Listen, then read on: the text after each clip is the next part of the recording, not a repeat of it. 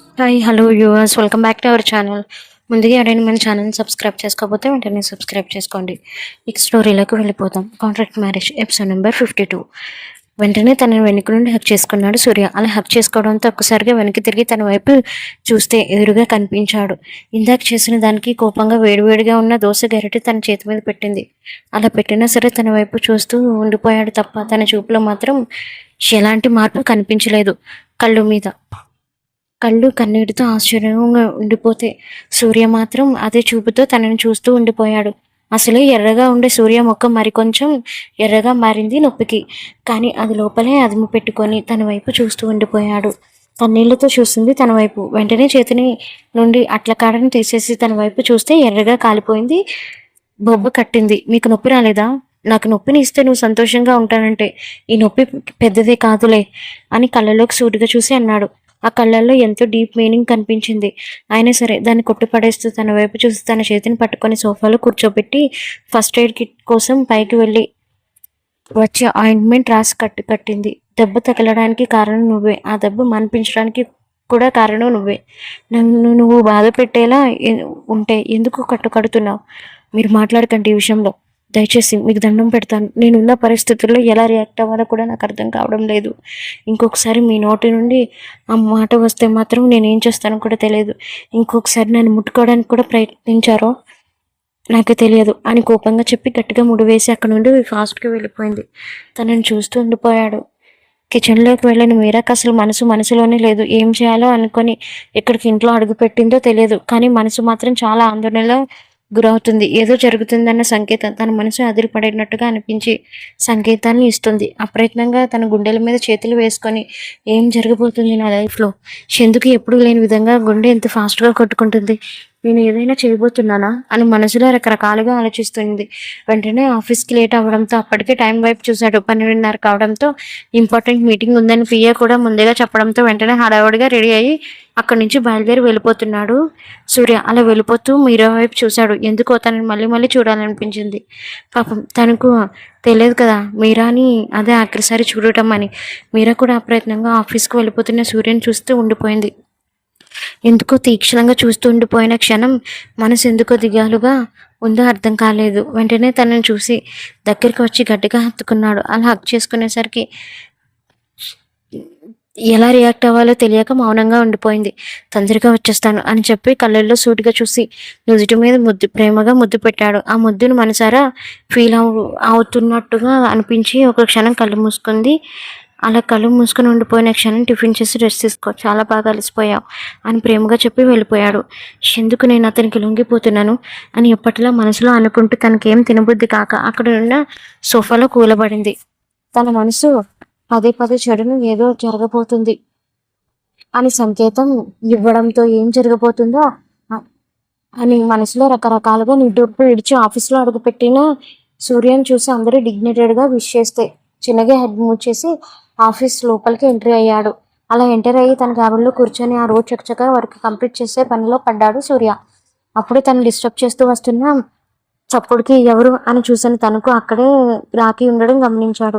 అనుమానంతో కనుబొమ్మలు ముడుచుకున్నాయి. రాఖీ తన ఆపోజిట్ కంపెనీ చైర్మన్ కొడుకు కాబట్టి పెద్దగా ఇంప్రెషన్ లేకపోవడంతో 2-3 సార్లు మీరైతే చూసిన తనని అపార్థం చేసుకోవడం గుర్తుకు వచ్చి వెంటనే ఏం మాట్లాడకుండా చిన్నగా తలూపాడు రమ్మన్నట్లు.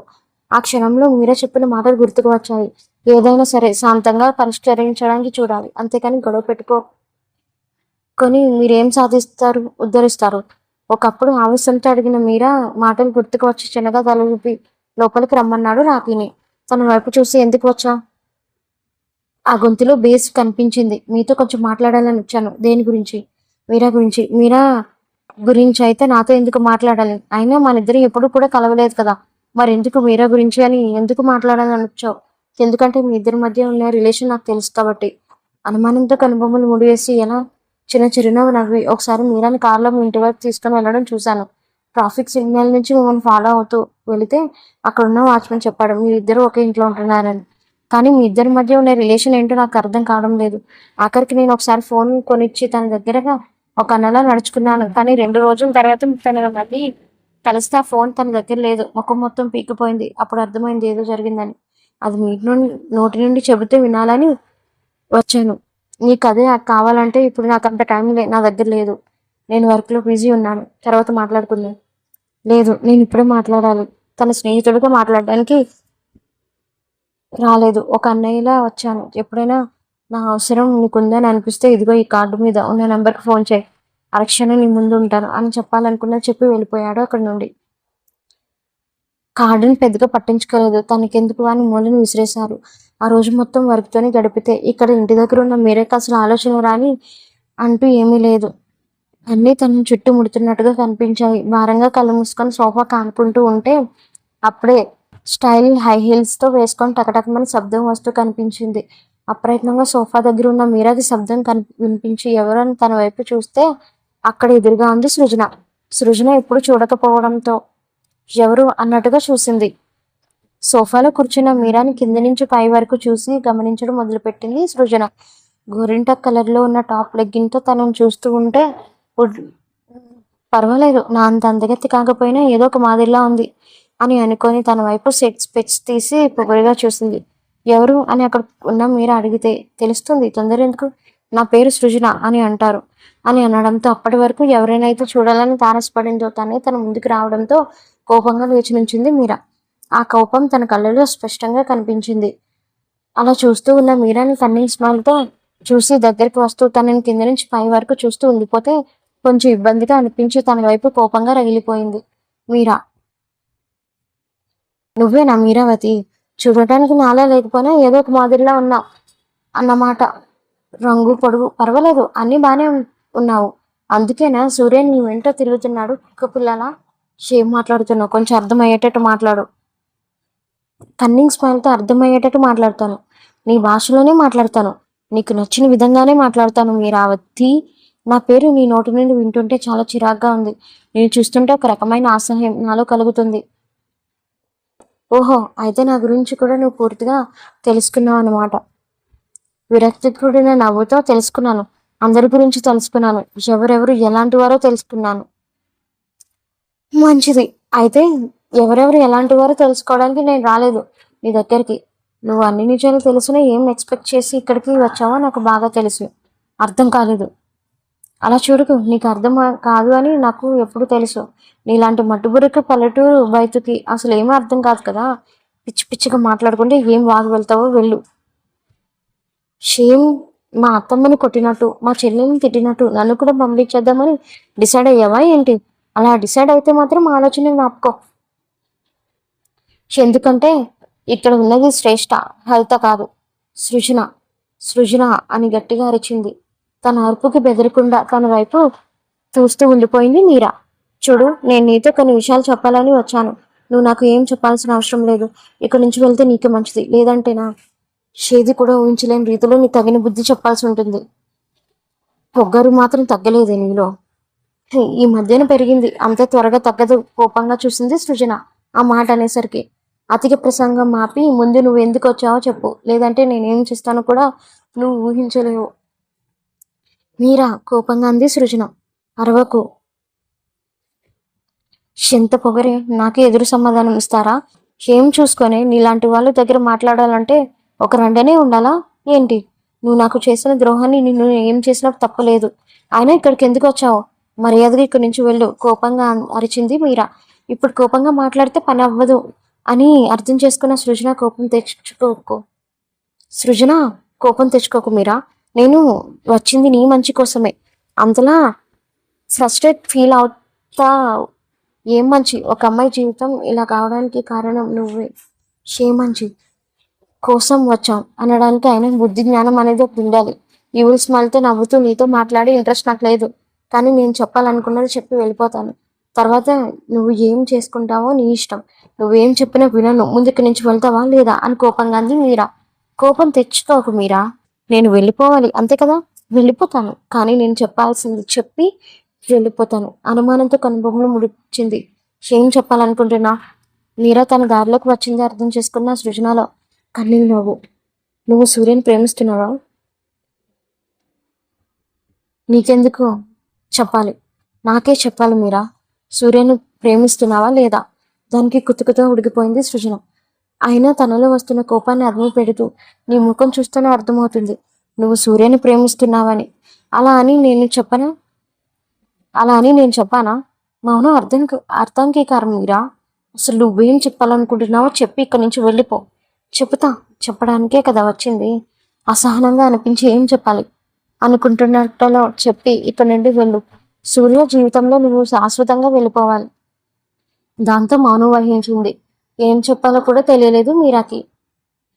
తన చుట్టూ తిరుగుతూ తినడానికి తిండి లేని నీకు సూర్య కావాలా? మాటలు మర్యాదగా రానివ్వు.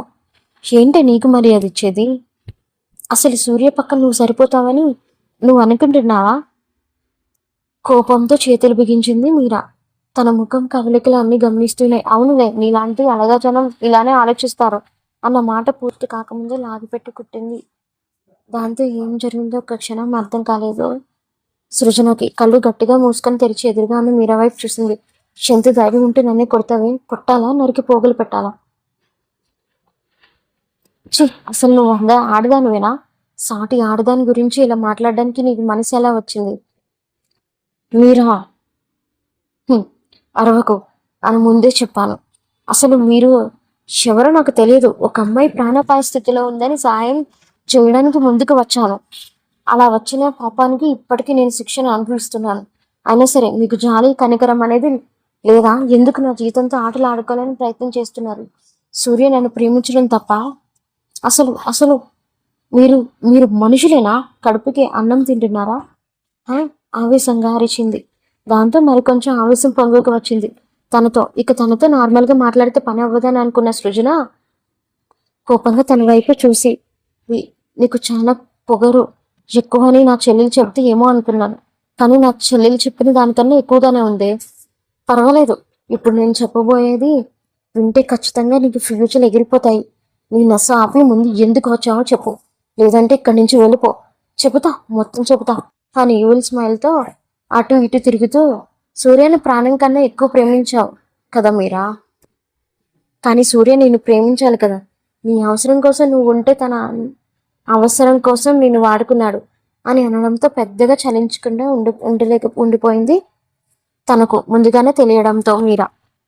రమ్య ఎప్పటిలానే రహీంకు సాయం చేస్తుంది. ఫ్రెష్ అయి వచ్చిన రహీంను డైరెక్ట్గా చూడటం ఇష్టం లేక, బట్టలు ఇక్కడ పెట్టాను, మీరు త్వరగా రెడీ అవ్వండి అని చెప్పి వెళ్ళిపోయింది. తనను చూస్తూ ఉండిపోయాడు. తనకి రోజు రోజుకి దగ్గర అవుతున్నాడు. అప్పటిలా చిత్ర చిరుబారుగా ఆడకుండా తన వండింది తింటున్నాడు. ఒక పాజిటివ్ ఇంప్రెషన్ కలిగింది రమ్య మీద. తను తిన్న తర్వాత రమ్య అని పిలిచాడు. ఏంటి సార్? I'm sorry. దీనికి అది సృజన ముందు అలా మాట్లాడకుండా ఉండాల్సింది.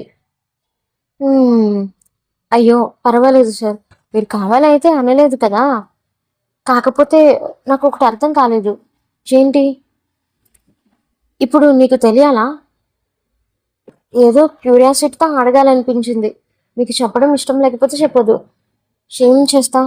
లెఫ్ట్ ఐబ్రో పైకెత్తి చెప్పడం ఇష్టకపోతే మీ ఇష్టం, మీ లైఫ్ మీ ఇష్టం. ఇందాక వచ్చిన మేడంతో మీరు హాల్లో ఉన్న ఫోటో వరకు వెళ్ళారంటే మీ మధ్య ఏదో స్ట్రాంగ్ రిలేషన్ అయి ఉండాలి. అలానే మీరు దేని గురించి బాధపడుతున్నారని చెబితే మీ మనసులో ఉన్న బాధ తీరిపోతుంది. ఇన్ని రోజులు ఎలా అంటారు చెప్పండి? మాటలు చెప్పినంత ఈజీ కాదు రమ్య, మనసులో ఉన్న బాధను ఇంకొకరితో పంచుకోవడం. సరే అయితే మీ బాధలో మీరే పంచుకోండి, నేను వెళ్తున్నాను అని చెప్పి కదలబోతుంటే, తన పేరు సృజన అని గంభీరంగా అన్నాడు రాహుల్. వెళుతున్నది వెనక్కి తిరిగి రాహుల్ వైపు చూసింది. కాలేజీలో నుండి ఇద్దరికి పరిచయం. తనే నాకు ముందు ప్రపోజ్ చేస్తే నేను యాక్సెప్ట్ చేశాను. కొన్ని రోజులు మేము చాలా ఎంజాయ్ చేసాము. తర్వాత హైయర్ స్టడీస్ కోసం మేము విడిపోయాం. అలా విడిపోయినా సరే రోజు ఫోన్లోనే మాట్లాడుకున్నాం. కొన్ని రోజులు ఐపీఎస్కి సెలెక్ట్ అయ్యాను. తను వాళ్ళ డాడీ స్టార్ట్ చేసిన బిజినెస్లో పడింది. మరికొన్ని రోజులు నా దగ్గరికి వచ్చేసింది. ఒకే ఇంట్లో ఉంటూ వేరువేరు గదుల్లో ఉండేవాళ్ళం. తన ప్రవర్తన రోజు రోజుకి నచ్చేది కాదు, మితిమీరిపోయేది. నేను ఎవరితోనైనా మాట్లాడితే చాలు వాళ్ళని కొట్టేది. ప్రేమించింది కదా అని ఈ మాత్రం ఉంటుంది అనుకున్నాను కూడా, దానికి మించి చేసేది. యుఎస్ నుండి సడన్ గా నా దగ్గరికి ఎందుకు వచ్చిందో అప్పుడు అర్థం కాలేదు నాకు. ఒకరోజు సృజన రూమ్ లో నుండి ఫోన్ అదే పనిగా మ్రోగుతుంటే తను రూమ్ లోకి వెళ్ళాను. అప్పటికే ఫోన్ మోగడం ఆగిపోయింది. మళ్ళీ రిటర్న్ వెళ్ళేటప్పుడు నా చూపులు ఒక కవర్ మీద పడింది. కవర్ ఓపెన్ చూస్తే అది ఎవరిదో కాదు, మీరాది. నేను పర్సనల్ గా ఇన్వెస్టిగేట్ చేస్తున్న మీరా కేసు. అప్పుడే కొంచెం అనుమానం కలిగింది. వెంటనే దాని గురించి ఇన్వెస్టిగేషన్ స్టార్ట్ చేశాను అని మీరా విషయంలో ఏం జరిగింది మొత్తం చెప్పడం ముగించి తన వైపు చూశాడు. అప్పటి వరకు చెప్పింది మొత్తం విన్న రమ్య అక్కడ ఉన్న మంచినీళ్లు తాగేసింది. తాగి వాటర్ బాటిల్ అక్కడ పెట్టి ఒక్కసారిగా రహీం వైపు చూసింది. అప్పుడే రహీం కూడా తన వైపు చూడటంతో ఒక్కసారిగా గట్టిగా నవ్వింది. అలా నవ్వడంతో తనకేం అర్థం కాలేదు రహీంకు. ఎందుకు నవ్వుతున్నావు?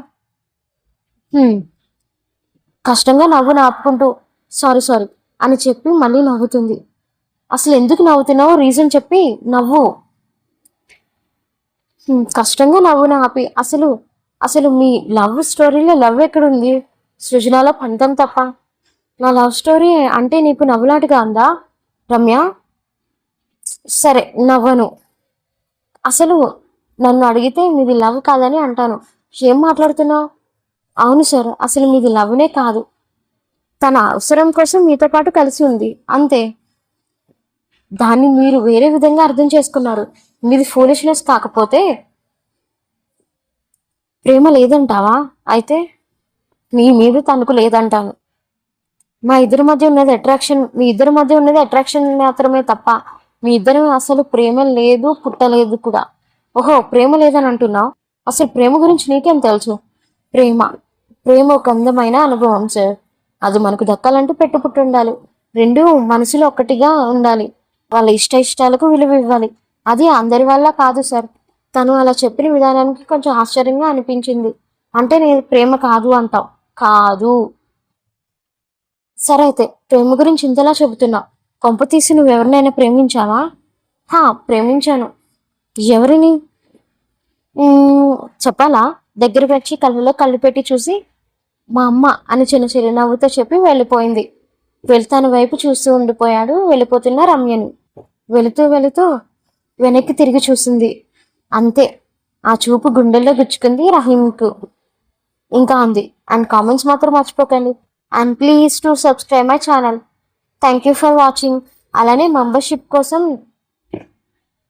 కొంతమంది అడుగుతున్నారు. నేను ఇప్పుడు పెట్టిన ఎపిసోడ్ 24 hours వాళ్ళ ముందు ఉంటుంది.